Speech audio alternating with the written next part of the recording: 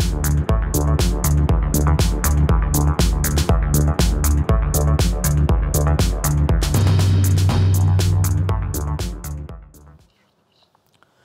সমাজ নয়, ক্ষমতাকে প্রশ্ন করাই গণমাধ্যমের কাজ। আমরা প্রশ্ন করতে চাই আপনার হয়ে, জানতে চাই আপনি যা জানতে চান। শুরু করছি গ্লোবাল টেলিভিশনের নিয়মিত আয়োজন আর কাবল প্রশ্নগুলো সহজ। এই অনুষ্ঠানে আমরা চলমান ঘটনার নানান তথ্য ও বক্তব্য তুলে ধরি। অতিথিদের কাছে জানতে চাই সেসব তথ্য ও বক্তব্যের প্রতিক্রিয়া ও বিশ্লেষণ। সঙ্গে আছি আমি সাইদ খান। আমাদের আজকের বিষয়, রাজনীতিতে বিভাজন সৃষ্টি করছে কারা। এ নিয়ে আলোচনার জন্য আমাদের স্টুডিওতে উপস্থিত রয়েছেন দৈনিক যুগান্তরের সিনিয়র সহকারী সম্পাদক মাহবুব কামাল এবং সিনিয়র সাংবাদিক মোস্তফা ফিরোজ। আপনাদের দুজনকেই স্বাগত জানাচ্ছি। আমরা শুরু করতে চাচ্ছি আলোচনা। মোস্তফা ফিরোজ, আপনার কাছ থেকেই শুরু করতে চাচ্ছি। রাজনীতিতে বিভাজন, আমরা এই রাজনীতিতে বিভাজন কিন্তু সেই 2009-10 সালের পর থেকেই শুরু হয়েছে। আবার অনেকে বলেন যে 5 আগস্টের পরবর্তীতে, কিন্তু এটা জাস্ট একটা পরিণতি মাত্র। 5 আগস্টের পরবর্তী যে দৃশ্যগুলো দেখছি, আসলে এই বিভাজনগুলো কারা কোন স্বার্থে শুরু করেছিল? এখানে বাংলাদেশের স্বার্থ কতটুকু ছিল? ঠিক আছে, আমি একটা চলমান দুইটা শিরোনাম আমি বলি। এই মুহূর্তে অনলাইনে পরপর আসছে। একটা দেখেন, 1 ঘন্টা আগের গোপালগঞ্জে শহীদ মিনারে জুতা পায়ে ইসলামী আন্দোলনের প্রার্থীসহ নেতাকর্মীরা।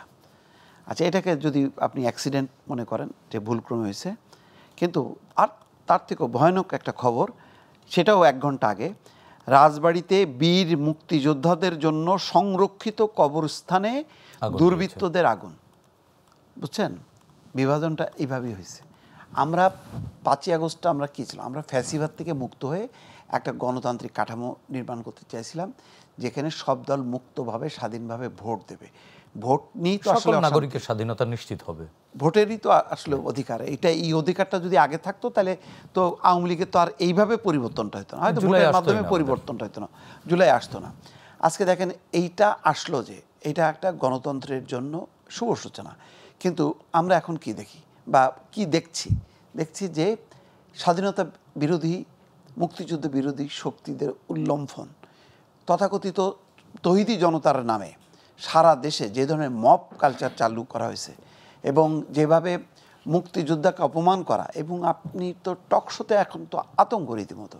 টকশোতে এখন চিন্তা করতে হয় যে টকশোতে কে গেস্ট আছে, কারণ কিছু কিছু ভয়াল আমি দৃশ্য দেখলাম। এটা মানা যায় না যে মানে স্বাধীন বাংলাদেশের টেলিভিশনের চ্যানেলে টকশোতে এসে মুক্তিযুদ্ধ স্বাধীনতার বিরুদ্ধে কথা বলে এবং মানে দম্ভ ভরে কথা বলতেছে। বিভাজনটা কিন্তু এখান থেকেই শুরু হয়েছে। আপনি এটার মধ্য দিয়ে আপনি গণতন্ত্র প্রতিষ্ঠা করবেন, নাকি শরিয়া আইন প্রতিষ্ঠা করবেন, নাকি আরেক দিকে টার্ন করবেন, ওই দিকে নিয়ে যাচ্ছে বাংলাদেশ একটা মধ্যপন্থা। আমরা দেখেন, প্রতিবেশী ভারত একটা বড় দেশ। ভারতের ওদের যে সাম্প্রদায়িকতা নিয়ে আমরা অনেক সমালোচনা করি, কিন্তু আমরা চাই যে সেখানে একটা গণতন্ত্র প্রতিষ্ঠা হোক, আমাদের এখানে একটা গণতন্ত্র থাকুক, এবং একটা ভারসাম্যমূলক আমাদের সম্মানজনক সম্পর্ক থাকুক। সেটা শেখ হাসিনার মতন না, সম্মানজনক। কিন্তু এক পক্ষ দেখছি যে উগ্রতা ছড়াচ্ছে, ভারত বিরোধী, ধর্মান্ধতা, উগ্রতা, এইগুলির মধ্য দিয়ে একটা এমন পরিস্থিতি। এখন বিএনপি কিন্তু বিপদটা টের পাচ্ছে। আমি মনে করি এটা শুধু বিএনপির জন্য না, যারা বাংলাদেশে গণতান্ত্রিক এবং প্রগতিশীল রাজনীতিতে বিশ্বাস করে, বিশেষ করে 71-এর মুক্তিযুদ্ধকে যারা ধারণ করে, সবার জন্য এখন একটা বিপদ। সেই বিপদটা আজকে বুঝতে পেরে তারেক রহমানের আজকে বক্তব্য নিশ্চয়ই বুঝতে পারছেন যে কি বলতে চাচ্ছে। 71-এর কথা কিন্তু তিনি বলেননি, 71-এর গণহত্যার কথা বলেননি। আজকে কিন্তু জুলাইয়ের যে গণহত্যার সাথে 71-এর গণহত্যার আলোচনাটা চলে আসতেছে। তার মানে অলরেডি কিন্তু একটা অংশ যেটা বলতে চাচ্ছিলেন না আমার ধারণা যে তারেক রহমান, আজকে কিন্তু তিনি বলতে বাধ্য হচ্ছেন, কারণ পরিস্থিতি ওইদিকে মানে ঠেলতেছে। আপনি দেখেন জামাতের যেই সমাবেশগুলি দেখেন, জামাত আমি বলবো না যে একদম চরম উগ্র একটা সাম্প্রদায়িক অবস্থান নিয়ে তারা রাজনীতিটা করতেছে, কিন্তু তাদের অধীনে যেই সমস্ত দল কয়েকটা আছে, তাদের বক্তব্যের মধ্যে আছে শুধু ইসলামী বাংলাদেশ গঠন করা, ইসলামী বিপ্লব, শরিয়া আইন চালু করা। এই কথাগুলি যখন বলে, তখন কৃষ্ণ নন্দীর মতন ওই সাতক্ষীরার না খুলনার ডুমুরিয়া আসনের এই অংশগ্রহণটাই তো এই হয়ে যায়। বরং এটা আমার কাছে ভালো লাগছিল যে জামাত নামটা থাকলেও এটা মানে বিভিন্ন সম্প্রদায়ের লোকজন যদি আসতো, একটা গণতান্ত্রিক কালচার। জামাতও মনে করতেছে যে গণতন্ত্র ছাড়া আসলে উপায় নেই। কিন্তু তার সাথে কি বাকি যারা আছে তাদের যে উগ্রতা, সেই উগ্রতাটা কি ঠেকাচ্ছে? আমরা কি একটাতেও দেখছি যে জামাতের নেতাকর্মীরা খুব সক্রিয়ভাবে প্রতিরোধ করতেছে? না, সেরকম দেখি না তো। বরং তারা নেপথ্যে সাপোর্ট দিচ্ছে কিনা যথেষ্ট সন্দেহ হচ্ছে। আপনাকে বলে রাখলাম, এই যে নির্বাচনের একটা তো মানে মোটামুটি দোরগোড়া চলে আসছে, হ্যাঁ, ঘন্টা বাজতে শুরু করছে। এই নির্বাচনে দেখবেন, এই নির্বাচনেই একদম বিভাজনটা পরিষ্কার হয়ে যাবে। এখানে স্বাধীনতার পক্ষে এবং বিপক্ষের এই শক্তি দুইটা মুখোমুখি। মানে তাহলে কি ভিন্ন কোনো ন্যারেটিভ এস্টাবলিশ করার চেষ্টা চলছে না? চেষ্টা মানে যারা এই পরিবর্তনটাকে নিজের স্বার্থে উগ্রবাদিতা, মৌলবাদিতা প্রতিষ্ঠা করার চেষ্টা করছে, এখন বাধ্য হয়ে গণতান্ত্রিক শক্তিকে এখন ঐক্যবদ্ধ হয়ে তাদের বিপক্ষে দাঁড়াইতে হচ্ছে। তাহলে আপনার দীর্ঘ সাংবাদিকতার অভিজ্ঞতার আলোকে যদি প্রশ্ন করি, বাংলাদেশে আসলে গণতন্ত্রপন্থী বা গণতন্ত্রকামী শক্তি হিসেবে আপনি কাদেরকে মনে করেন? এই মুহূর্তে তো আমি বিএনপি সবচেয়ে বড় রাজনৈতিক, বিএনপি একটি মাত্র দল দিয়ে তো একটি নির্বাচন হবে না। কেন, সিপিবি আছে, বাসদ আছে, তারপরে আরো গণতন্ত্র মঞ্চের অনেকগুলি নাগরিক ঐক্য আছে, অনেকগুলি দল আছে। বরং এই সংখ্যাটাই বেশি। আপনি মানে 12 দলীয় জোট, গণতন্ত্র মঞ্চ, বিএনপি মিলায় অনেকগুলি। আর তার বিপরীতে আছে উগ্রপন্থার কিছু ইয়ে। তারপরও আমি পুরোপুরি বলবো না যে জামাতকে এখনো আমি ওই মানে ক্যাটাগরিতে ফেলতে চাই না। যদি জামাত ওই দিকে ধাবিত হয় তাহলে এটা গণতন্ত্রের জন্য অশনি সংকেত, এবং এটা বিভাজনটা কিন্তু চরম আকার ধারণ করবে। যেইটা আগে আওয়ামী লীগ চালু করছিল, স্বাধীন মুক্তিযুদ্ধের পক্ষে বিপক্ষ শক্তি বলে একটা বিপক্ষ শক্তিকে আমি মানে একদম অগণতান্ত্রিকভাবে, স্বৈরতান্ত্রিকভাবে আমি নিশ্চিহ্ন করার যেই প্রবণতাটা, এখন কিন্তু আর একটা লড়াইয়ের একটা ভিন্ন অধ্যায় আমি দেখতে পাচ্ছি। তার মানে কি ৭১কে ২৪ দিয়ে ঢেকে দেওয়ার একটা চেষ্টা চলছে? অবশ্যই। সেই চেষ্টাটা যখন কি সংস্কার নিয়ে আলোচনা হয়েছে তখন থেকেই দেখা যাচ্ছে যে সংবিধান মানি না, ৭২-এর সংবিধান উড়িয়ে দাও, ছিঁড়ে ফেলো, এই প্রবণতাগুলো তো কথার মধ্য দিয়েই কিন্তু আসলে আস্তে আস্তে বিভাজনটা শুরু হয়েছে। এবং আপনি দেখেন এখন কথায় কথায় যে মব কালচারটা শুরু হয়েছে, আজকে দুর্ভাগ্যজনকভাবে ব্যারিস্টার ফুয়াদ তিনি নিজে কিন্তু আজকে সেই মবের মধ্যে পড়ে গেল। এটা দুঃখজনক। কিন্তু যখন নাকি দেশব্যাপী মব হচ্ছে তখন বলা হচ্ছে যে না, এটা হচ্ছে শক্তি, এটা হচ্ছে চাপ প্রয়োগ করা। এখন এই চাপ প্রয়োগটা, এটা যে আসলে মব, এটা কিন্তু এখন যারা ওই সময়টা সাপোর্ট করছে তারা কিন্তু বুঝতে পারছে আস্তে আস্তে বিপদটা। ধন্যবাদ দীপু ভাই। আপনার কাছ থেকে শুনবো আবারও মাহবুব কামাল ভাই। দীপু ভাইয়ের আলোচনার রেশ ধরে আমি একটু মানে সামগ্রিক আলোচনা শুনতে চাই আপনার কাছ থেকে। না, দীপু ভাইয়ের একটা শব্দ আমাকে স্ট্রাইক করলো, এটা একটু বলে নিই তারপরে। সেটা হচ্ছে ধর্মান্ধতা। ধর্মান্ধতার ইংরেজি হচ্ছে ফ্যানাটিসিজম। হ্যাঁ, তো from fanaticism to barbarism just one step. ধর্মান্ধতা থেকে বর্বরতায় যেতে একটা মাত্র স্টেপ, জাস্ট এক স্টেপ ফেলবেন, বর্বরতায় চলে। মানে আমরা কি টেন্ডারি তাহলে? হ্যাঁ, আমরা কি একেবারে টেন্ডারি? হ্যাঁ, একেবারে ওই তো বল, ওয়ান স্টেপ।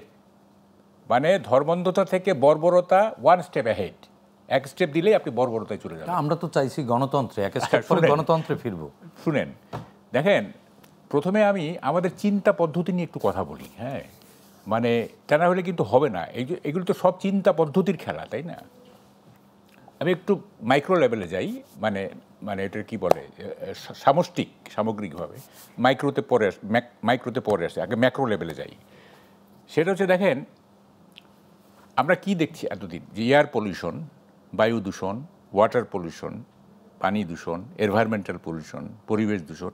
এখন শুরু হয়েছে হিউম্যান পলিউশন, মানব দূষণ চলতেছে কিন্তু। এবং এই যে হিউম্যান পলিউশনের প্রক্রিয়াটা, এইটা কোথায় গিয়ে আমাদের নিয়ে যাবে দেশটাকে, সেইটা মানে আই এম অ্যাফ্রেইড।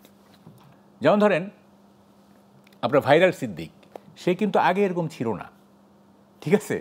এই হিউম্যান পলিউশনের প্রক্রিয়ার মধ্যে পড়ে সে ভাইরাল সিদ্দিক হয়ে গেছে। এরকম ভাইরাল ক্যারেক্টার কিন্তু অনেকগুলো আছে। হ্যাঁ, এবং দেখেন দূষণ প্রক্রিয়া এইভাবে চলতেছে। আমার তো মনে হয় যে একটা পর্যায়ে গিয়ে মানে মোর দেন 50% পপুলেশন মানে উইল বি মানে পলিউটেড, কন্টামিনেটেড, দূষিত হয়ে পড়বে। মানে কি চিন্তার জগতে, চিন্তার জগতে। এবং চিন্তা থেকেই তো কর্ম আসে। আগে তো আপনার চিন্তাটা, তাই না? খুব বাজে এক অবস্থায় চলে যাচ্ছি আমরা।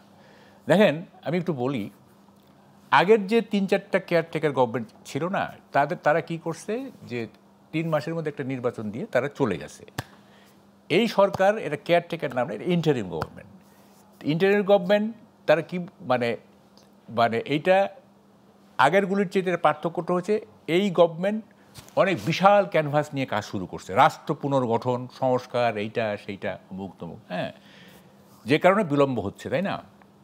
এখন কথাটা হচ্ছে আপনি যে রাষ্ট্র সংস্কারের এত ক্যানভাস নিয়ে মানে কাজ শুরু করলেন, এই সোসাইটিতে যে কথাগুলি উনি বললেন, আমি তো ভয়ে এখন ফেসবুক খুলি না, মানে যেসব দৃশ্য দুই একটা দেখার পর আর খুলি না। এই যে ললেসনেস চললো এতদিন ধরে, এই যে মবক্রেসি চললো এতদিন ধরে, আপনি রাষ্ট্র সংস্কারের কাজ হাতে নিছেন, কিন্তু আপনি গভর্নেন্স দিবেন না। গুড গভর্নেন্স আমরা চাই না। গুড গভর্নেন্স ছাড়া তো আসলে আপনি সংস্কার করা সম্ভব না। আমি গুড গভর্নেন্স আমরা চাই না। আমরা ওই যে কি বলে ওই যে ভাত চাই না মা কুত্তা খা দাও, এরকম একটা অবস্থা হয়ে গেছে। আপনি গভর্নেন্স তো দিবেন, তাই না? এই যে ললেসনেস চললো না, মানে অবাক কাণ্ড, প্রতিদিন আপনার এই জিনিস চলতেছে। এবং দেখেন পলিটিক্যাল পার্টিগুলো যে এই ললেসনেসের ব্যাপারে কথা বলবে, তারাও কিন্তু কথা বলে না। তারা আছে নির্বাচন নিয়ে, হ্যাঁ, নির্বাচন নিয়ে ইত্যাদি। এবং না, তারা আবার নির্বাচন নিয়ে বলতে গিয়ে নানান ধরনের, ওটাও এক ধরনের রাজনৈতিক মবের মধ্যে তারাও পড়েছে। হ্যাঁ, নির্বাচনে কি মধু আমি বুঝলাম না। দেখেন, আমি আপনাকে মানে দায়িত্ব নিয়ে বলতেছি, হ্যাঁ, আমাদের দেশের নির্বাচন হচ্ছে to legitimise corruption and injustice. মানে নির্বাচনের মাধ্যমে যখন এটা বৈধ সরকার হয়ে যায়, তখন ইনজাস্টিস এবং করাপশনটা বৈধ হয়ে যায়। এটা কি মানে একেবারে সবসময় তাই তো হচ্ছে। দেখেন, এরশাদের আমলে আপনার অনেক কাজ হয়েছে না? অনেক কাজ হয়েছে তো, কিন্তু এরশাদ সব কাজ হচ্ছে অবৈধ, কারণ সে তার ইলেক্টেড না। ঠিক আছে, এগুলো উপজেলা হয়ে গেল, উপজেলা এরশাদের আমরা দেখতেই পারলাম এত ভালো কাজ করার পরেও। কিন্তু 91 থেকে 2008 পর্যন্ত ধরেন, এই যে করাপশনগুলি হয়েছে, 5 বার চ্যাম্পিয়ন হয়েছে, মানে বিএনপির আমলে করাপশন হয়েছে, ইনজাস্টিস হয়েছে। আমরা এটা তো আওয়ামী লীগের সময়ও আমি বলতেছি, সব মিলাই বলতেছি, আমি 91 থেকে 2008 এই যে হয়েছে না, এগুলি আমরা কিন্তু কিছু পথ বলি, কারণ কি বৈধ সরকার, ইটস এ লেজিটিমেট গভর্নমেন্ট, সুতরাং এটা সব দোষ মাপ। তারা করাপশন করবে, ইনজাস্টিস করবে, সব দোষ মাপ, যেহেতু বৈধ। আর যেহেতু এরশাদ হচ্ছে আনইলেক্টেড, সুতরাং তার ভালো কাজগুলিও খারাপ। এইটা হচ্ছে আমাদের দেশের সাইকি। দেখেন, খুব ইন্টারেস্টিং, হ্যাঁ, মানে কি বলবো আর কি, আমাদের দেশে কি হলো বা অন্যান্য দেশে কি হয়, উন্নত দেশগুলিতে কি হয়, দুইটা গুডের মধ্যে একটা বেটার বেছে নেয় ইলেকশনে, তাই না? আমাদের এখানে আমরা কি করতেছি, দুইটা ব্যাডের মধ্যে লেসার ব্যাড যে কম খারাপ যে তাকে আমরা বেছে নিতে বাধ্য হচ্ছি। জিনিসটা খেয়াল করেন কিন্তু, বুঝছেন? মানে তাহলে আপনার মূল্যায়নে মোটামুটি সবাই ব্যাড। হ্যাঁ, কে ভালো আছে বলেন? আমরা লেসার ব্যাডকে বেছে নিচ্ছি। আর উন্নত দেশে মানে দুইটা গুডের মধ্যে একটা বেটার মনে করে তাকে বেছে নেয়, ঠিক আছে? এটা দিয়ে। এবং দেখেন উন্নত দেশে কি হয়, সবাই দায়িত্ব নিতে চায় না, যে আমি এত বড় দায়িত্ব এটাই পালন করতে পারবো। আর আমাদের এখানে কি হয়, আমরা যতই বলি যে ভাই আপনার সেবা আমি নেব না, বলে কি তুই সেবা নিবি না, মানে তোর দাদা বাবা সেবা নিবে, হ্যাঁ, জোর করে আমাদের সেবা দিবে। আমরা এই সেবা তো চাই না, হ্যাঁ, এই মানে সেবার নামে এই ধরনের অত্যাচার আমরা চাই না। কিন্তু তারা বলবে যে না, সেবা তোমাকে নিতেই হবে, হ্যাঁ, তুমি আমার সেবা নিবে না, মানে এই হয়ে গেছে বাংলাদেশ। এবং এইখান থেকে মানে কিভাবে উদ্ধার হব আমরা, হ্যাঁ, এইটার কোনো দেখেন আজকে বর্তমান পরিস্থিতি তাহলে কোন পথে, একটু ভালোর পথে এগোচ্ছে না? ভালোর পথে এগোচ্ছে মানে আপনার কাছে কি মনে হয়? আমরা তো একটু কি বলেন এসব, এগুলি শুনেন, ওটাকে বলে কনজেকচুরাল ফিউচার, মানে অনুমান নির্ভর ভবিষ্যৎ। কনজেকচুরাল ভবিষ্যৎ ভেবে আমি কখনোই ওটা কি বলে কমফোর্টেবল ইলিউশনে ভুগি না, আরামদায়ক ইলিউশনে আমি ভুগি না। আমার কোনো ইলিউশন নাই। আপনারা ভুগেন যে একটা নির্বাচন হয়ে যাবে, তারপরে সব ঠিক হয়ে যাবে, হ্যাঁ, আপনারা ভুগতে পারেন। নির্বাচন হলে আমি তো বলতেছি, দায়িত্ব নিয়ে বলতেছি, এই নির্বাচন মানে যদি হয়ও, এই নির্বাচন একটা স্টেবল গভর্নমেন্ট, একটা স্টেবল সোসাইটি দিতে পারবে না। আমি একটা লিখে রাখেন, আপনি স্টেবল সোসাইটি পেতে গেলে আমাদেরকে ওয়েট করতে হবে ফর ডিকেড, হ্যাঁ, ফর ডিকেড অর ইভেন এরা, মানে হয় দশক, তাহলে যুগ পর্যন্ত আমাদের ওয়েট করতে হবে। যে সিচুয়েশন তৈরি করছি আমরা, হ্যাঁ, অল ডোরস আর ক্লোজড। দীপু ভাই, আপনিও কি মনে করেন যে অল ডোরস আর ক্লোজড?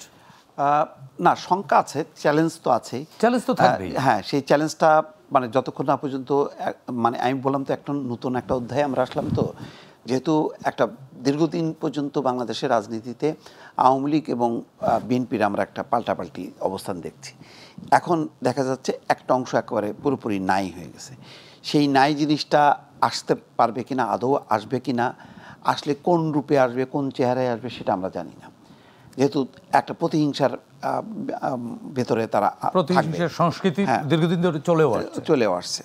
ফলে বিএনপির পক্ষে একাকটুক মুভ করা সম্ভব হবে, বিএনপির সঙ্গী কারা হবে, বিএনপির অপোজিশনে কারা থাকবে। দেখেন এখানে তো পার্লামেন্ট তখনই সাকসেসফুল হয় যখন পজিশন এবং অপোজিশনের একটা মিলিত কম্বিনেশনটা হয়। আমি তো এখানে কম্বিনেশনটা খুব মানে খুব খারাপ দেখতেছি, ভালো দেখতেছি না। ফলে এখন নির্ভর করবে ক্ষমতায় মানে নির্বাচনের পর জামাত কিভাবে বিহেভটা করবে আর বিএনপি কিভাবে বিহেভ করবে। বিএনপি যদি শঙ্কিত, একটু শঙ্কিত, শঙ্কা কোন জায়গাটায় আপনার শঙ্কাটা ওই যে আমি গণতান্ত্রিক শক্তির আমি অনুপস্থিতি দেখতেছি, কারণ বিএনপির একার পক্ষে ক্যারি করা সম্ভব না। এই গণতন্ত্রের উত্তরণে গণতান্ত্রিক শক্তি কি বিএনপি একা? অন্য দলগুলি তো অনেক পিছিয়ে গেছে। এটার একটা উজ্জ্বল সম্ভাবনা ছিল ছাত্রদের মাধ্যমে, কিন্তু ছাত্ররা সামহাও হঠাৎ করে ভেঙে চুরে পড়ছে। তার একটা অংশ চলে গেছে শিবির, আর একটা অংশ শিবির কি শিবির না, এই প্রশ্নগুলো এক ধরনের অপ্রাসঙ্গিক হয়ে গেছে হঠাৎ করে এই তরুণদের দল। বরং ওরা যদি দল না করে যদি ওই শক্তিটা নিয়ে রাজনৈতিক দলগুলোকে একটা প্রেশার গ্রুপের মধ্যে প্রেশারে রাখতো, এইটা ভালো ছিল। এখন তারা একটা দল হয়ে যাওয়াতে এখন দেখেন না নির্বাচনের জন্য তারা বিএনপির দিকে যাবে নাকি জামাতের দিকে যাবে, সুবিধার দিকে দৌড়াচ্ছে। তাহলে কি হয়ে গেল? ক্ষমতা কেন্দ্রিক, তাহলে তো কোনো আদর্শবাদী থাকলো না। যাই হোক, এখন তারা একটা জোট করছে, এটাও আমরা ওয়েলকাম করি, আমরা দেখি। কিন্তু এই জোটটা খুব প্রমিনেন্ট জোট না, গণতন্ত্র মঞ্চের মতনই হয়তো একটা জোট। তার মানে কি এই তরুণরাও বিভাজিত হয়ে গেছে? নিশ্চিত। এটা কি বিভাজিত হয়েছে না দীপু ভাই? তাদেরকে একেবারে টার্গেট করে বিভাজিত করা হয়েছে? না, নিজেরাই এটা টার্গেট করে না। সেই প্রশ্ন আরেকটু বিস্তারিত শুনবো আমরা ছোট্ট একটা বিরতি থেকে ফিরে এসে। দর্শক, আর কাবুল প্রশ্নগুলো সহজ নিচ্ছি, ছোট্ট বিরতি, আমাদের সঙ্গেই থাকুন।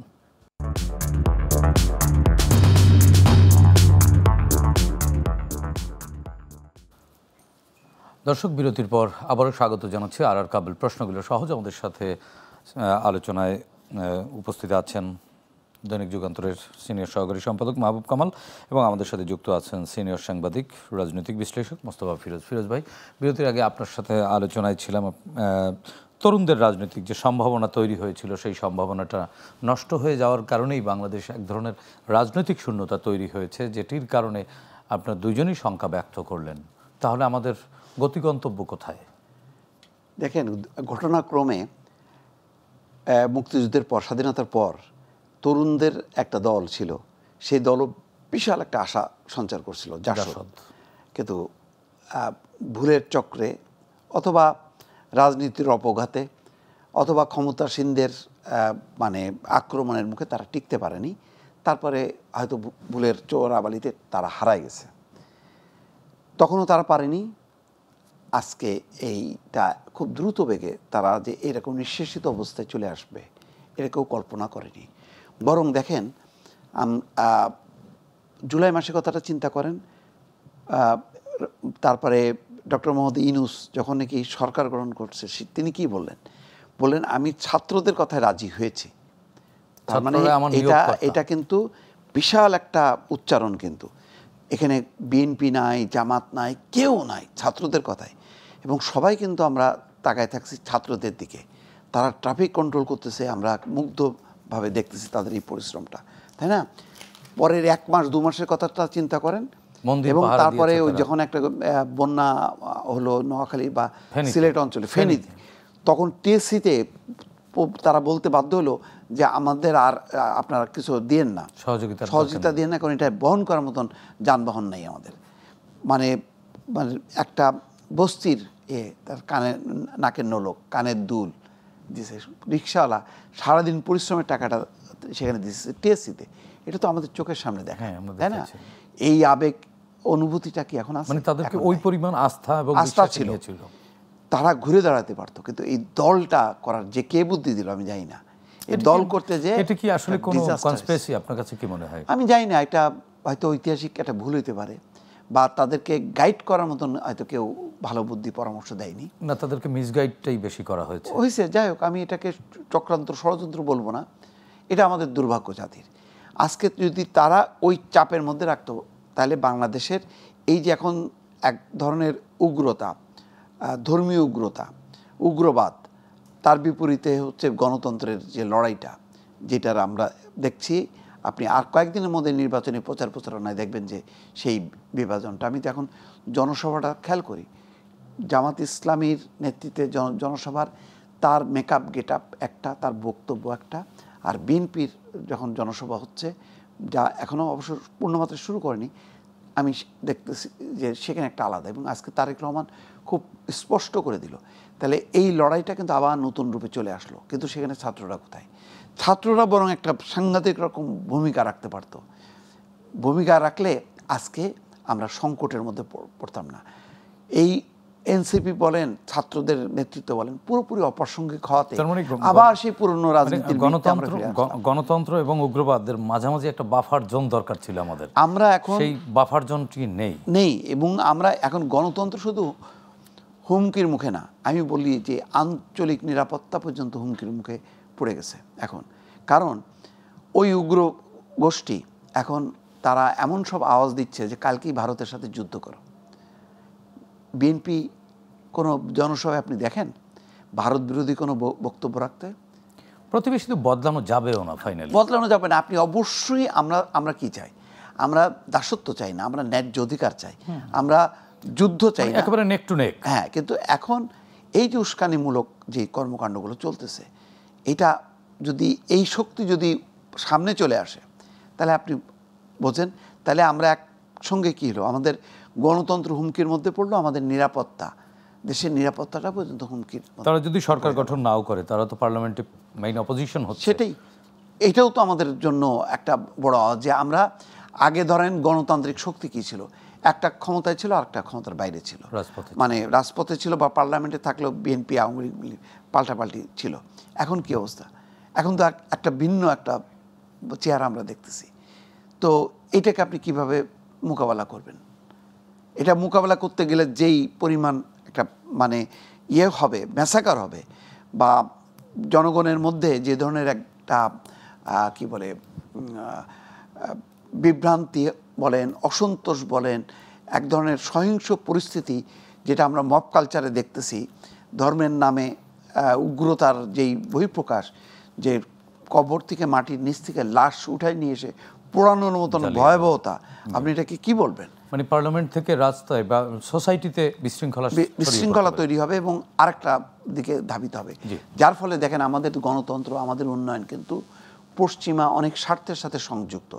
তখন পশ্চিমা বলেন, পাশের ভারত বলেন, আমরা তো একটা বন্ধুহীন অবস্থার মধ্যে পড়ে যাব যদি আমরা এই ক্রমাগতভাবে এই উগ্রতা দেখাতে থাকি।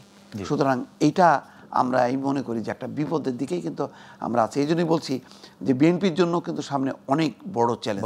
এই চ্যালেঞ্জটা তারা কোন কোন শক্তিকে নিয়ে মোকাবেলা করবে, এটা এখন দেখার বিষয়। জি, কামাল ভাই।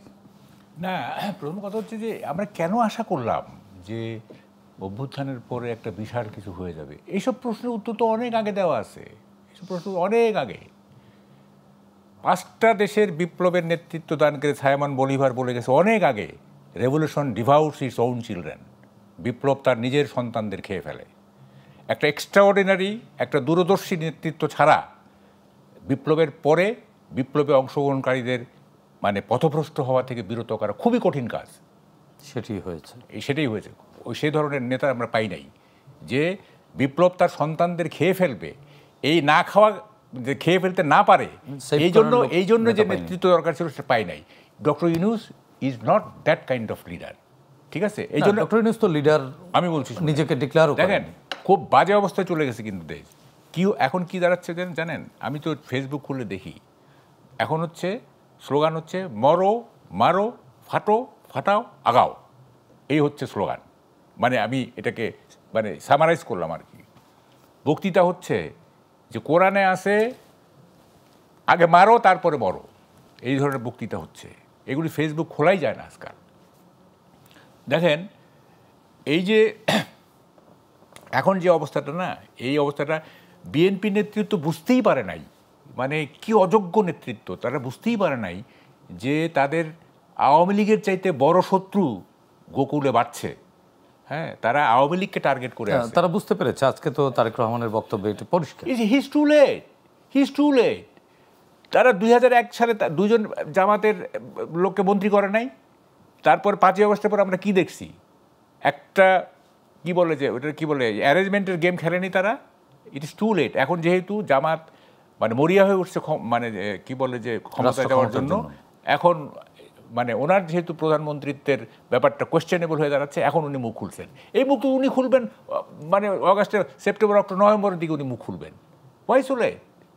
দেখেন আমি একটা কথা বলি, এইটা আপনারা কীভাবে না জানেন, এটা আমার পার্সোনাল ইয়া।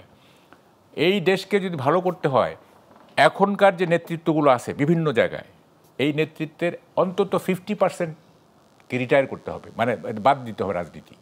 এই নেতৃত্ব দিয়ে কিছু হবে না। মানে এটা কি পুরনো নেতৃত্ব না সামগ্রিক? বলছি যে নেতৃত্ব প্রিভেইল করতেছে এখন, এদের অধিকাংশকে রাজনীতি থেকে সরে দাঁড়াতে হবে দেশকে। কি মানে কোন কারণে সরে দাঁড়াবে বলতেছি আমি, সরে দাঁড়াবে, ফেল করতেছে সবাই। কেউ তো জাতিকে তো লিড করতে পারতেছে না কেউ। হ্যাঁ, দেখেন স্বাধীনতার আগে বঙ্গবন্ধু আমাদের লিড করছে, তাই না?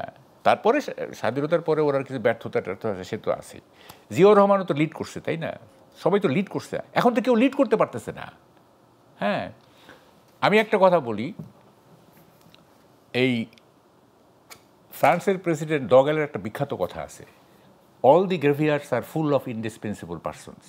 কবরস্থানগুলি অপরিহার্য লোকদের দ্বারা ভর্তি হয়ে আছে। অর্থাৎ আমরা যাদেরকে অপরিহার্য মনে করতেছি যে এছাড়া আর হবে না, তারা কিন্তু কবরে চলে যাবে। করে চলে গেলে আবার অপরিহার্য তৈরি হবে, আবার তারা কবরে চলে যাবে। এই যে আমি প্যারিসে গিয়ে, বুঝছেন, আমি শুধু কবরস্থানগুলি দিয়েছি, রুশো, ভল্টিয়ার, নেপোলিয়ান, জাপোল সাত্রে, বলিয়ের, সব অপরিহার্য লোক। হ্যাঁ, তারা কবরে শুয়ে আছে। ফ্রান্স চলতেছে না, বঙ্গবন্ধু নাই, দেশ চলতেছে না, জিয়াউর রহমানের দেশ চলতেছে না, অপরিহার্য বলতে কিছু নাই। ফলে আমি মনে করি যে new leadership should take over. এই নেতৃত্ব ব্যর্থ হয়ে গেছে, এটা প্রমাণিত। এইটা পরীক্ষা নিরীক্ষা করার সুযোগ নাই। হ্যাঁ, সামগ্রিক ফেলিওর। হ্যাঁ, এটা ফেল করছে। কারণ কি, আপনি 5 আগস্টের পরে দেখেন, এটা একটু ডায়ালেকটিক্স দিয়ে বুঝাইলে ভালো হইতো। সেটা হলো যে মানে 5 আগস্টের প্রধান দ্বন্দ্বটা কী ছিল? 5 আগস্টের প্রধান দ্বন্দ্ব ছিল স্বৈরশাসন ভার্সাস ছাত্র জনতার ঐক্য, এই তো। আচ্ছা, এই দ্বন্দ্বের যখন নিরসন হয়ে গেল, সোসাইটি কিন্তু দ্বন্দ্ব ছাড়া থাকতে পারে না। হ্যাঁ, দ্বন্দ্ব যদি সোসাইটি না থাকে, সোসাইটি হাঁসফাঁস করে, যে দ্বন্দ্ব গেল কই, দ্বন্দ্ব করলো কই, যে কোনো কিছু। এইটা একটা ম্যাটার, এটার মধ্যে দ্বন্দ্ব আছে, ঠিক আছে? তো যখন স্বাভাবিকভাবে ডায়ালেকটিক্সের নিয়ম অনুযায়ী যখন প্রধান দ্বন্দ্বের অবসান হয়ে গেল, তখন আবার নতুন নতুন দ্বন্দ্ব তৈরি হবে।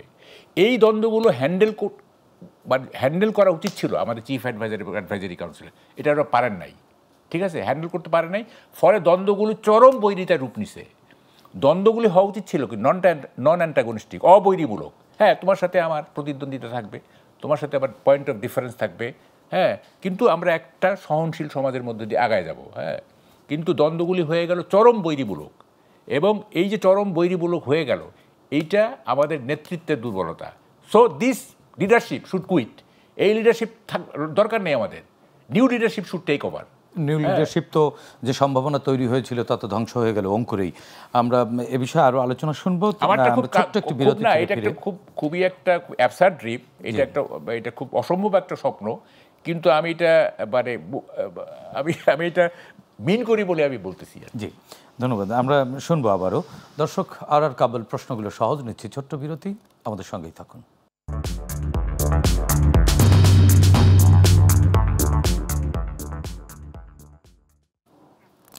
দর্শক, বিরতির পর আবারও স্বাগত জানাচ্ছে। আর কাবল প্রশ্নগুলো সহজ, সরাসরি যাচ্ছে আলোচনা দিয়ে। বিরতির আগে মাহবুব কামাল ভাই বললেন যে রাজনৈতিক নেতৃত্ব ফেল করেছে, টোটালি ফেল। তাহলে আমরা যে স্বপ্ন দেখছি, না, স্বপ্ন তো দেখতেই হবে। কারণ আমরা ব্যর্থতার কথা বলি এই কারণে যে যাতে এটা মানে বিদ্যমান বাস্তবতাটা তুলে ধরি।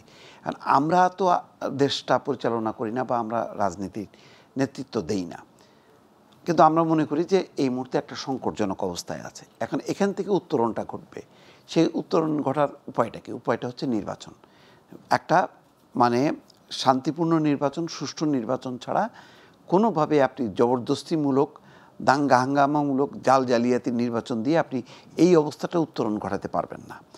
উত্তরণ ঘটানোর পর আবার যখন নির্বাচনের কথা বলছেন তখন এনসিপি বলছে যে এই যে তফসিল, সম্ভাব্য যে তফসিল ঘোষণা হবে রিসেন্ট, সেই তফসিল পেছানোর জন্য দাবি জানিয়েছে এনসিপি। এটা তারা কিন্তু একটি জোটও আজকে গঠন করেছে, তার মানে এটা জোটেরও দাবি হয়ে যেতে না। এখন জোট এটা বলেনি, সুতরাং তখন আগে ছিল সিঙ্গেল, এখন জোট কি বলে সেটা দেখার বিষয়। এটা হয়তো তাদের আর একটু সময় পাইলে ভালো হতো, এটা মনে করছে আর কি, কারণ তারা একটু পিছিয়ে আছে সেই কারণে বলছে। এখন দেখেন, যেই নতুন রাজনৈতিক বাস্তবতা, এই বাস্তবতাটা তো আমরা অতীতে কখনো দেখিনি, তাই না? আগে আমরা প্রচলিত ছিল কি, বিএনপি আওয়ামী লীগ, বিএনপি আওয়ামী লীগ, এইভাবেই ছিল। আওয়ামী লীগ 15 বছর আমলেও সংসদে না গেলেও বাস্তবতা ছিল যে আওয়ামী লীগ যখন বক্তৃতা দিত কার উদ্দেশ্যে বলতো? তার প্রধান বিরোধী দল জাতীয় পার্টির উদ্দেশ্যে কোনো কথা বলতো না, কারণ তখনও বাস্তবতা ছিল বিএনপি। তাহলে এই বিএনপি আওয়ামী লীগের এই রাজনীতির 2টা দশক, সেই দশকটা পার হয়ে এখন আসছে নতুন একটা বাস্তবতা, যেখানে আওয়ামী লীগ নাই। আজকে তৃতীয় অবস্থানে থাকা বা বিএনপির সঙ্গে অবস্থান করা জামাত ইসলাম, সে হয়ে যাচ্ছে প্রধান প্রতিদ্বন্দ্বী।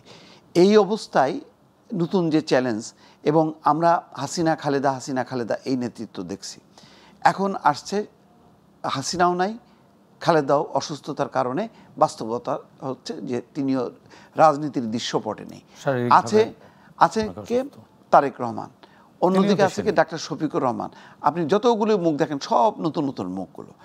এই নতুন এই নেতৃত্বটা বলা যায় এটা নতুন। আবার তারেক রহমানও লন্ডনে অবস্থান করছেন, তিনি অবস্থান করবেন। হ্যাঁ, না অবস্থান করলেও এটা বলা যাবে না যে এটা উনি যেভাবে যুক্ত থাকেন তাতে, মানে কালকে তো আমির খসরু মাহমুদ চৌধুরী বলছেনই তফসিল ঘোষণার সাথে সাথে আসবে এবং খুব শীঘ্রই আসবে। তা আমরা ওইটা ওনার উপস্থিতিটাই আমরা ধরে নিয়ে আলোচনা করলে আমরা দেখব যে নতুন বাস্তবতায় একটা নতুন নেতৃত্ব আসছে, যেখানে সংসদে হয় জামাত না হয় বিএনপি। জামাতের হলো নতুন নেতৃত্ব, আগের নেতৃত্ব নেই, আবার বিএনপিরও নতুন নেতৃত্ব। তো ফলে 2 নতুন নেতৃত্ব, কিন্তু পুরনো দল, নেতৃত্ব নতুন। এই নেতৃত্ব সংসদকে কিভাবে চালায়, কি তারা বার্তা দেয়, সংসদে কিভাবে আলোচনাগুলো কি দাঁড়ায়, এবং এই নির্বাচনের মানে যে ওয়েবটা কিভাবে ওঠে, কে কোন দিকে ধাবিত করে, মানুষ কোন দিকে পার্টিসিপেট করে, এটার উপর নির্ভর করবে।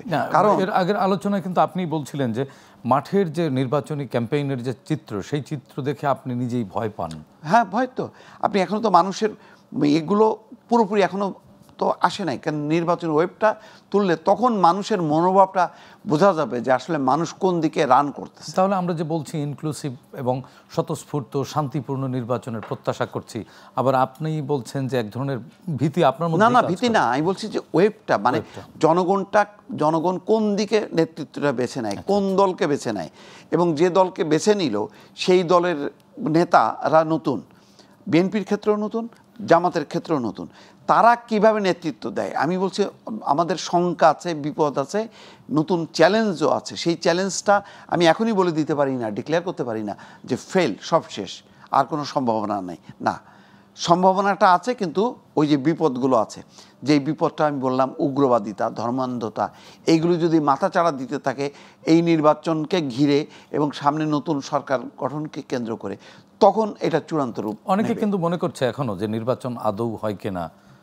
হ্যাঁ, সেই সংখ্যাটা আছে। কারণ হলো কি, এই নির্বাচন না হইতে হইতে হইতে এমন একটা পর্যায়ে চলে আসছে, আর এখন পরিবর্তিত রাজনৈতিক বাস্তবতা, আমাদের প্রতিবেশীর বন্ধুত্বের ধরনটা পাল্টায় যাওয়া, সেখানে একটা বড় রাজনৈতিক দলের একটা অবস্থান থাকার কারণে আভ্যন্তরীণভাবে কিছু নিরাপত্তাজনিত রাজনৈতিক, ওই যে আমি ক্ষমতায় যেতে পারবো কি পারবো না, এই সংখ্যাটা মিলে একটা তৈরি হয়েছে।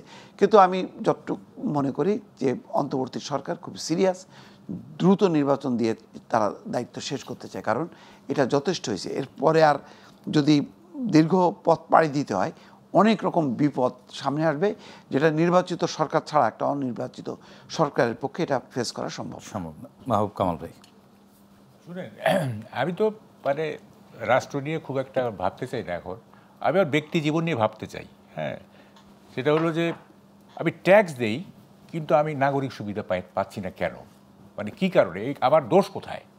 আজকে আমি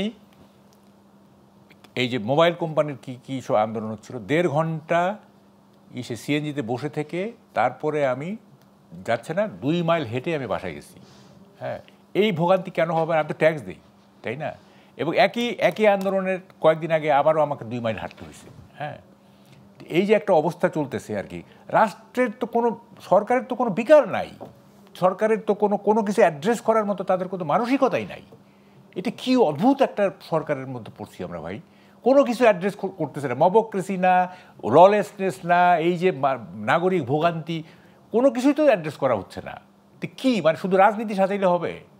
আমার তো নাগরিক রাজনীতিটাও কি সাজানো, সেটাও তো ঠিক মতো সাজাতে পারতেছে না। আমি কি সাধে বললাম যে at least 51% leadership should retire or they should be forced to retire. হ্যাঁ, মানে এই লিডারশিপ ব্যর্থ হয়ে গেছে। দেখেন, আমি তো হতাশা জানাচ্ছি, তার মানে এই না যে আমি হতাশা কে জানায়, হতাশার কিন্তু একটা পজিটিভ দিক আছে, সেটা হচ্ছে যে আশাবাদী সে কোনো সমস্যা দেখে না, হতাশাবাদী সে সমস্যা দেখে বলেই হতাশা এবং চিহ্নিত করতে পারে। এটা let us fight it out. হ্যাঁ, হতাশা মানে আপনিও এক ধরনের সম্ভাবনা দেখেন। হ্যাঁ, হতাশার মধ্যে আমি সম্ভাবনা দেখি, এবং আমি ওই আশাবাদীর মতো না যে কোনো সমস্যাই দেখে না, সে শুধু ইলিউশনে ভুগে। হ্যাঁ, তার মানে এক ধরনের সম্ভাবনা তো আমাদের আছেই সামনে, খুব স্লাইট, এটা নেগলিজেবল, এটা আমি বলবো না যে এটা খুব দেখেন, এখনকার প্রধান দ্বন্দ্বটা আমি বলে দিই, স্ট্রেট ওয়ে বলে দিই, এখনকার সমাজের প্রধান দ্বন্দ্ব হচ্ছে liberal democracy versus ultra rightist society. ভাগ হয়ে গেছে। কই আল্ট্রা রাইটিস্ট কই? এখানে তো যাদেরকে দক্ষিণপন্থী হিসেবে আপনি বলতে চাচ্ছেন, তারা তো, তাদের দল থেকে তো সনাতন ধর্মাবলম্বী ব্যক্তিকেও নমিনেশন দেওয়া হলো, বা তাদের ছাত্র সংগঠনের মানে প্রতিনিধিত্ব করে বিভিন্ন ইউনিভার্সিটিতে তারা ছাত্র সংসদে নির্বাচন করে নির্বাচিতও হয়েছে। তো কি রাইটিজম চলে গেছে? মানে আপনি যেটা বলতেছেন তার মানে এখন ডানপন্থা নাই। আপনি ফেসবুক খুলে দেখেন কি ধরনের বক্তব্য আসতেছে, ফেসবুক খুলেন না, আল্ট্রা রাইটিজম চলতেছে এখানে। এবং লিবারেল ডেমোক্রেটরা এখন কোণঠাসা। বিএনপি লিবারেল ডেমোক্রেসির একটা ছিল, স্পোকসম্যান ছিল, বিএনপিও এখন ব্যাকফুটে। হ্যাঁ, নানা কারণে। মানে জামাত এগিয়ে গেছে এতটাই? হ্যাঁ, শুধু জামাত না, আমি বলছি আল্ট্রা রাইটিস্ট। আমি তো সম্মিলিত, হ্যাঁ, আমি তো জামাতকে বলতেছি না। আপনি ওয়াজগুলি দেখেন না, ওয়াজে কি ধরনের বক্তব্য হচ্ছে দেখেন। শুধু জামাত কেন হবে? আমি তো মনে করি জামাত, এই যে ইসলামিক ফিলোসফার যারা ওয়াজ টওয়াজ করে, তাদের চেয়ে অনেক লিবারেল জামাত, তাদের চেয়ে অনেক লিবারেল। আপনি জামাত এই যে ওয়াজগুলির স্টেজে দেখেন না কি হচ্ছে। হ্যাঁ, জামাত অনেক লিবারেল আমি মনে করি। খামাখা দৌড় ধরলে তো হবে না, যে ততটুকুই বলতে হবে আমাদের। হ্যাঁ, তো এখন দেখেন এই যে একটা এই যে দ্বন্দ্ব শুরু হয়েছে আর কি, রাইটিজমের সাথে লিবারেল ডেমোক্রেসি। হ্যাঁ, লিবারেল ডেমোক্রেসি তো আমি দেখি না, শুধুমাত্র বিএনপি তো এখন মানে নানা রকম মানে চাঁদাবাজি করে, তারপরে মানুষের বিরুদ্ধে মানে মামলা দিয়ে অনেক মানুষকে খেপায় তুলছে। হ্যাঁ, একটা লার্জ সেকশন অফ সোসাইটি তাদের উপর খেপা, এই মামলা মানে তারা তো মামলা বাণিজ্য করছে মানে গ্রাসরুট লেভেলে, ঠিক আছে, ফলে খেপায় তুলছে। এটার ভুল পরিণতি সবটা মিলে আমরা তো আশা করছিলাম, আমরা তো বিএনপির উপর আশা করছি, এখনও করতে চাই, কিন্তু মানে তারা আমাদের সুযোগ দিচ্ছে না, মানে তাদেরকে যে আমরা ভোট দিব এই সুযোগই দিচ্ছে না। জি, কমল ভাই, আপনার কাছ থেকে আবারও আলোচনা শুনবো। আমরা যাচ্ছি ছোট্ট আরও একটি বিরতিতে। দর্শক, আর কাবুল প্রশ্নগুলো সহজ নিচ্ছি আরও একটি ছোট্ট বিরতি, আমাদের সঙ্গেই থাকুন।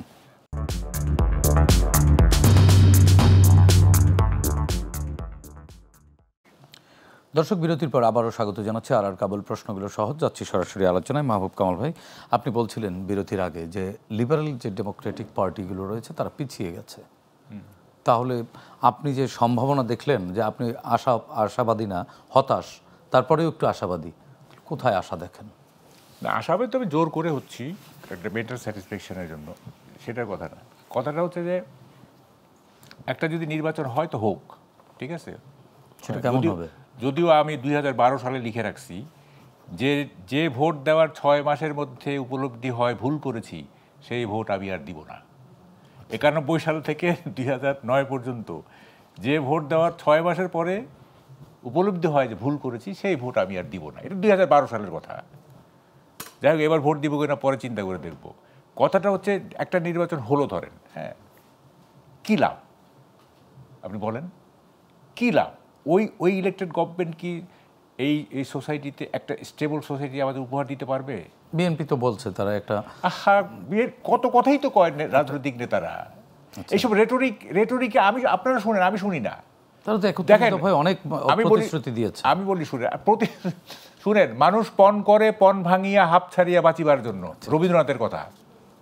হ্যাঁ, প্রমিস বলতে কিছু নাই। দেখেন, অর্থনীতি দুই ভাই আপনি খেয়াল করেন, জিডিপি নেমে যাচ্ছে, ঋণ খেলাপি ঋণ গত বছরের এই সময় যা ছিল এখন তার ডাবল হয়েছে, লাখ লাখ মানুষ বেকার হয়ে যাচ্ছে। তারপরে কোনো ইনভেস্টমেন্ট নাই, কোথা থেকে কোনো ইনভেস্টমেন্ট নাই। তারেক রহমান, ধরেন তারেক রহমান প্রাইম মিনিস্টার, দেশ চালাতে হবে না? দেশ তো চালাতে হবে নাকি? সে কয়টা সামলায়? মবক্রেসি দূর করবে, না অর্থনীতি ঠিক করবে, না এই যে গ্লোবাল পলিটিক্স, আন্তর্জাতিক ভূ রাজনীতি ঠিক করবে?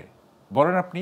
মানে সেটা তারেক রহমানের জায়গায় যেই আসবে তো মোকাবেলা করতে হবে। চ্যালেঞ্জ না, এই মুহূর্তে তো বুঝতেছি না। এই মুহূর্তে এগুলির তো আফটার ইফেক্ট যে কেউ ভাবতেছে না, যে জিনিসগুলি চলতেছে। ধরেন যে ইনভেস্টমেন্ট নাই, একটা পর্যায়ে অর্থনীতি কি দাঁড়াবে? আপনাকে তো সবচেয়ে বড় কথা, এই যে মানুষের যে মূল্যবোধের ধ্বংস হয়ে গেছে, এইটা রিগেন করবেন কিভাবে আপনি? এটা তো সেঞ্চুরির ব্যাপার। জি, আপনি রাতারাতি এই মূল্যবোধ ঠিক করে ফেলবেন? এত সোজা জিনিসটা? নিশ্চয়ই সেটা রাজনীতিকরা সব রাজনীতিকদের মধ্যে চিন্তা পদ্ধতি খারাপ হয়ে গেছে। আমরা একটু দীপু ভাইয়ের কাছ থেকে শুনে আসি। মাহবুব ভাই, আপনার কাছে আবারও ফিরবো যদি সময় থাকে, আমরা শেষ দিকে। দীপু ভাই, মাহবুব ভাই বলছিলেন যে লিবারেল ডেমোক্রেটিক পার্টিগুলো ফেল করেছে, পিছিয়ে গেছে তারা, রাইটিস্টদের, আল্ট্রা রাইটিস্টদের উত্থান হয়েছে। এমন বাস্তবতায় মাহবুব ভাই জোর করে আশাবাদী। আপনিও কি জোর করে আশাবাদী? না, আমি জোর করি না। আমি বাস্তবে মনে করি যে, আমি এর আগের পার্টির আলোচনা বলেছি যে বাংলাদেশের এই ইতিহাসে একেবারে নতুন নেতৃত্ব আমরা পাচ্ছি এই নির্বাচনের মধ্য দিয়ে। সরকার প্রধান এবং বিরোধী প্রধান, দুই প্রধানই কিন্তু যথেষ্ট পরিমাণ, তারা যদিও জামাত ইসলামের নামের সাথে এক ধরনের আছে, কিন্তু তারা কিন্তু বাস্তবতা বুঝতে পারছে যে গণতন্ত্রের কোনো বিকল্প নেই। সুতরাং আমি মনে করি যে, এবং দুই দল কিন্তু একসময় যেহেতু জোটবদ্ধ ছিল, একসময় তাদের মধ্যে কিন্তু একটা নির্বাচন প্রশ্নে, ক্ষমতার প্রশ্নে হয়তো তাদের মধ্যে একটা মুখোমুখি অবস্থান দেখা যাচ্ছে, কিন্তু এক ধরনের সহনশীলতা তৈরি হয়ে যাবে যখন নাকি পার্লামেন্টে আসবে, এবং যখন নাকি একটা নির্বাচন হয়ে যাবে, এই যে দেখবেন না যতগুলি ওই যে তৌহিদি জনতা, মব, এগুলি সব দৌড়াবে। এবং আমি বলি এই নির্বাচনকে সামনে রেখেই এই মব গোষ্ঠীগুলি দৌড় খাওয়া শুরু করবে। দেখবেন যে এই মানে যখন নাকি কেউ ক্ষমতায় নেই, তখন সবাই মনে করে আমিও তো ক্ষমতা, আমিও ক্ষমতা। তখন এটা একটা সেন্ট্রালাইজড হবে। পলিটিক্যাল গভর্নমেন্ট একটা প্রশাসনকে, পুলিশকে যেভাবে পরিচালনা করতে পারে, এই অন্তর্বর্তী সরকার পারে না, তত্ত্বাবধায়ক সরকার পারে না। কিন্তু পলিটিক্যাল গভর্নমেন্টের পারে, কারণ তার একদম রুট শেষ লেভেল পর্যন্ত আছে। ফলে যে ভুলগুলি আছে, সেই ভুলগুলি শফিকুর রহমানও জানেন, তারেক রহমানও জানেন। ফলে তারা, আমার ধারণা যে সেই ভুলগুলি করবেন না। এবং আপনি আইন শৃঙ্খলার পরিস্থিতি এখন যেটা দেখতেছেন, একটা রাতারাতি ডেভেলপমেন্ট হবে এবং দৌড়ের উপরে থাকবে, এবং হয়তো জনতার দাবির মুখে ওই ক্রস ফায়ার, বিচার বহির্ভূত হত্যাকাণ্ড, ওইটা অন্য নামে আবির্ভূত হবে। তখন আর ওই মানে আপনার রক্তের মধ্যে যে ঠান্ডা স্রোত, সেই ঠান্ডা স্রোত বইয়ে দেওয়ার ক্ষমতা রাখে তারেক রহমান এবং শফিকুর রহমান। আমি আশাবাদী। জি, মাহবুব ভাই, একেবারে 30 সেকেন্ড শেষ করতে হবে না, আমাকে 2 মিনিট দেন না, একেবারে 30 সেকেন্ড যদি তাহলে বলবো না। জি, ধন্যবাদ মাহবুব কামাল ভাই, আপনাকে ধন্যবাদ। মোস্তফা ফিরোজ, আপনাকে দুজনকেই ধন্যবাদ। দর্শক, আর কাবুল প্রশ্নগুলো সহজ অনুষ্ঠানটি আজকের মতো এখানেই শেষ করছি। আগামীকাল সকাল 7টায় পুনঃপ্রচার হবে।